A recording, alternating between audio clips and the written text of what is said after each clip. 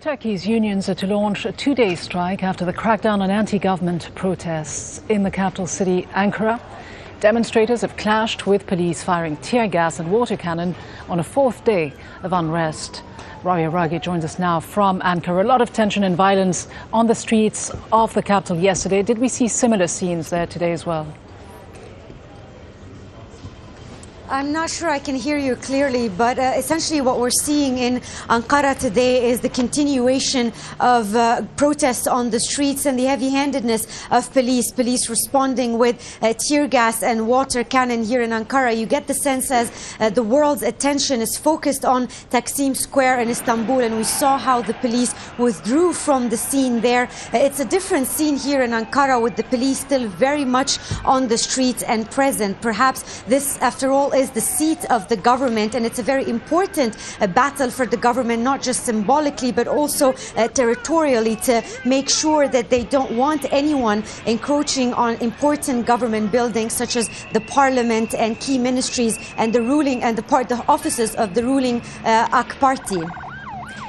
And as you say, it is quite important for the government to make sure that they are able to contain this, both in Ankara and Istanbul. The government and the Prime Minister have launched a fierce attack against some of the protesters, those they call extremists, and also accusing the main opposition party of being behind all of these protests. What kind of reaction have his comments elicited?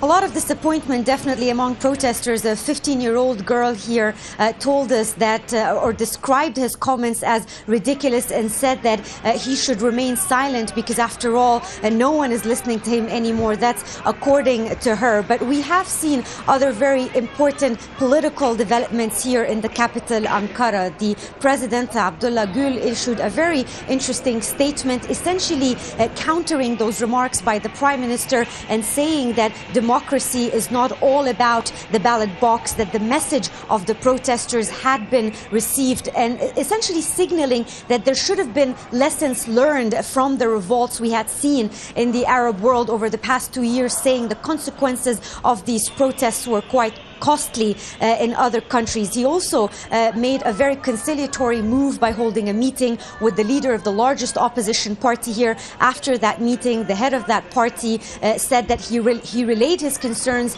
to the president, renewed demands that the police apologize, described the Prime Minister's remarks as provocative rather than calming, and essentially reminded the protesters of the importance of keeping their protests calm and peaceful rather than vandalizing public property. It has to be said, though, that for many protesters here, those opposition parties are largely irrelevant because, after all, they view these protests as generally organic and spontaneous, of different groups, not necessarily organized by the opposition.